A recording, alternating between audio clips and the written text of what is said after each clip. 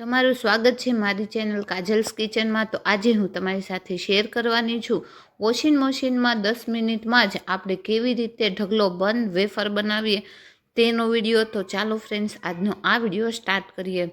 તો આના માટે મેં 1 કિલો બટેકા લઈ લીધા છે। હવે બટેકાની તમારી પસંદગી કઈ રીતની કરવાની છે, એકદમ વ્હાઈટ બટેકા અને એકદમ કડક બટેકા આવે છે તેની પસંદગી કરવાની છે।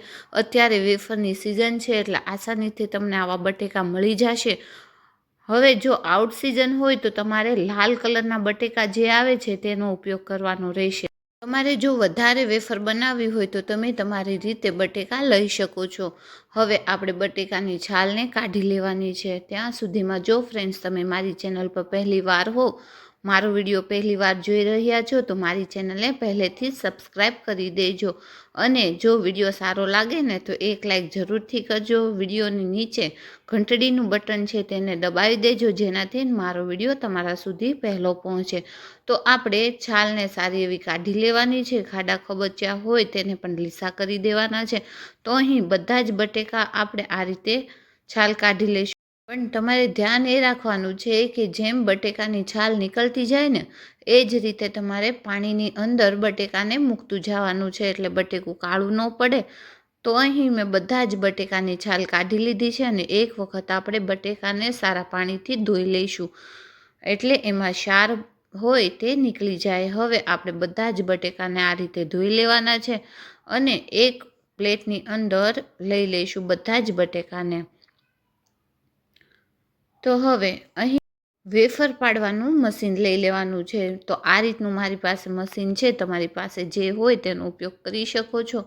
જો તમારે ડિઝાઇનવાળી વેફર પાડવી હોય તો તમે ડિઝાઇનવાળી સાઈડ જે છે તેનાથી તમે વેફર પાડી શકો છો, પણ હું આજે એકદમ સિમ્પલ બનાવી રહી છું એટલે જે સાદી વેફર હોય તેનાથી જ હું આની કાતરી પાડવાની છું। તો તમારે જો મોટી પાડવી હોય તો આ રીતે બટેકાને આડું રાખી અને વેફર પાડી શકો છો અને જો ગોળ રાઉન્ડમાં નાની નાની બનાવવી હોય તો ઊભું બટેકું રાખીને તમારે આની કતરણ કરવાની છે।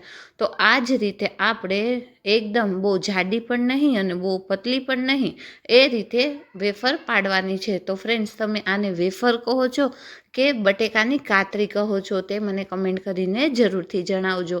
તો મેં આ રીતે જો આંગળીઓ દેખાય ને એટલી પતલી રાખી છે। જો તમારે હજુ જાડી જોઈતી હોય તો મશીનમાં થોડું બટેકું દબાવી અને આ રીતે વેફર પાડશો ને એટલે થોડી જાડી થશે, પણ આ વધારે જાડી પણ નહીં અને વધારે પતલી પણ નહીં એ રીતે આપણે બનાવવાની છે। તો જેમ જેમ એક એક બટેકાની વેફર પડતી જાય છે તેવી જ રીતે આપણે પાણીની અંદર વેફરને નાખતી જવાની છે એટલે બટેકું કાળું ન પડે। એટલે આપણે બધી જ વેફરને આ રીતે છૂટી કરતા જઈશું અને વેફરને અંદર નાખતા જઈશું। તો હું બટેકાની વેફર જેમ જેમ પડતી જશે તેમ તેમ આ પાણીની અંદર નાખતી જઈશ। તો હવે બધા જ બટેકાની સ્લાઇસીસ આ રીતે આપણે કરી લઈશું। અત્યારે માર્કેટમાં ઘણા બધા સારા બટેકા મળી રહ્યા છે એટલા માટે આપણે આ 10 જ મિનિટમાં બનીને તૈયાર થઈ જાય છે, વધારે વાર પણ નથી લાગતી। અને એક વખત જો તમે આ રીતે વેફર બનાવી લીધી અને માર્કેટમાંથી તમે ક્યારેય બાળકો માટે લાવીને એને નહીં ખવડાવો, ઘરે જ બનાવીને તમે બાળકને ખવડાવશો। તો અહીં બધા જ બટેકાની વેફર મેં પાડી લીધી છે, કાતરી પડી ગઈ છે। હવે આની અંદર આપણે 3 થી 4 વખત પાણીથી ધોઈ લેવાની છે જેનાથી બટેકામાં રહેલો ક્ષાર નીકળી જાય। જો ક્ષાર હશે તો તમારા વેફર જે છે એ ક્રિસ્પી નહીં બને, સોફ્ટ રહેશે। એટલે આની અંદર જે ક્ષાર છે એ કાઢવું ખૂબ જ જરૂરી છે। આને આપણે 3 થી 4 વખત જ્યાં સુધી પાણી ચોખ્ખું ના થાય ત્યાં સુધી તમારે એને ધોઈ લેવાની છે। તો તમે જોઈ શકો છો પાણી ધોવાઈ ગયા પછી વેફર અને પાણી એકદમ ચોખ્ખું લાગે છે એટલું આપણે વેફરને ધોવાની છે। હવે આની અંદર આપણે અડધી ચમચી જેટલું મીઠું એડ કરી દઈશું જેનાથી આપણી વેફર થોડી સોફ્ટ બની જાય અને એની અંદર રહેલો થોડો ઘણો ક્ષાર હોય તે પણ નીકળી જાય। આની જગ્યાએ તમે લીંબુનો પણ ઉપયોગ કરી શકો છો। હવે આપણે 2 થી 3 મિનિટ માટે સારું એવું મિક્સ કરી અને 2 થી 3 મિનિટ માટે એને આમ જ રહેવા દઈશું એટલે આપણી વેફર થોડી સોફ્ટ થઈ જશે। અને જો તમારે લીંબુ એડ કરવું હોય તો તમે એને પણ 2 થી 3 મિનિટ માટે આ રીતે કરી અને રાખી શકો છો। હવે કોઈ પણ જાતનું કોટનનું કપડું લઈ લઈશું. ધ્યાન એ રાખવાનું છે કે એની અંદર કલર ન જાય તેવું કપડું આપણે લેવાનું છે. પાણી કાઢી બટેકાની વેફરને આપણે આની અંદર કાતરીને આ રીતે ફેલાવતા જઈશું અને ઉપરા ઉપર મૂકતા જઈશું. વળી ના જાય તેનું ધ્યાન રાખજો. જો આ જ રીતે તમારે આ જ મેથડમાં મૂકવાની છે.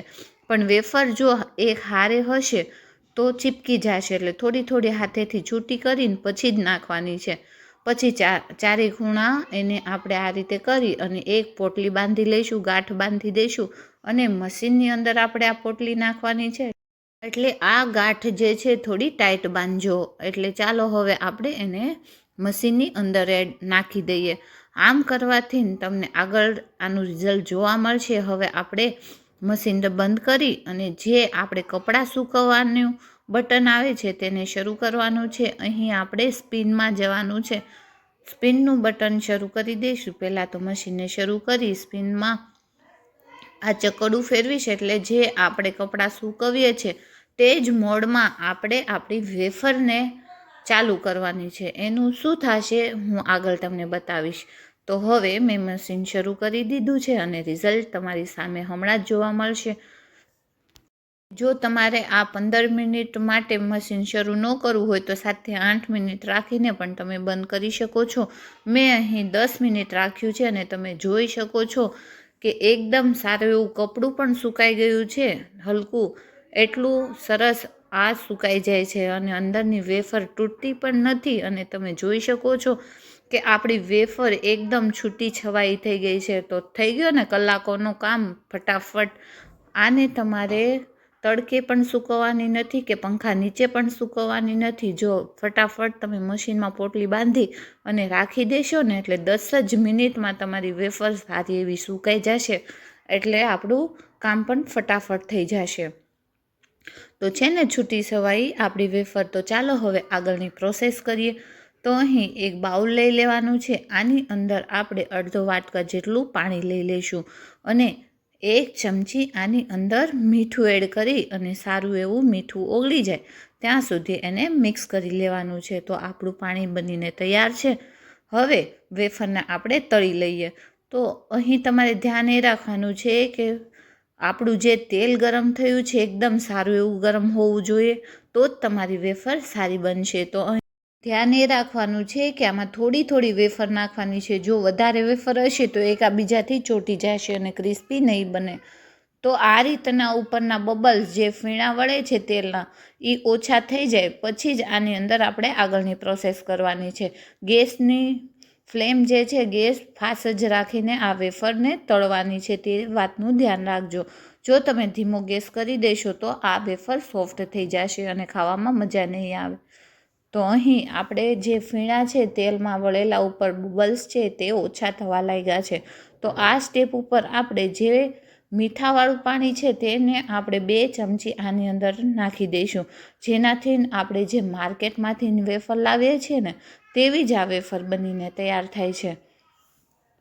તો હવે મિક્સ કરતા જશું. એને હલાવતું રહેવાનું છે એટલા માટે કે બળે નહીં. એટલે આ રીતે આપણે મિક્સ કરતા જશું અને ક્રિસ્પી કરારી આ રીતે છૂટી છવાઈ થઈ જાય ને ત્યાં સુધી તમારે એને તળવાની છે. જો સારી એવી ક્રિસ્પી થઈ જશે ને એટલે છૂટી છૂટી થઈ જશે. તો બસ તમે જોઈ શકો છો કે આપણી વેફર પણ તળાઈને બહાર આવી ગઈ છે. એકદમ માર્કેટ જેવી. બાળકોને નડે પણ નહીં અને કોઈ પણ જાતની ઝંઝટ વગર, સુકાવાની ઝંઝટ વગર કે કલાકો સુધી મહેનત કર્યા વગર જ તમે આ વેફર બનાવીને તૈયાર કરી શકો છો અને વળી બહારથી તમે લાવો તેવી બને છે. તો ચોક્કસથી આ વેફરને ટ્રાય કરજો અને કમેન્ટ કરજો કે આજની મારી આ રેસિપી તમને કેવી લાગી છે અને તમે કઈ રીતે વેફર બનાવો છો. તો છે ને એકદમ ઇઝી. તમે હજુ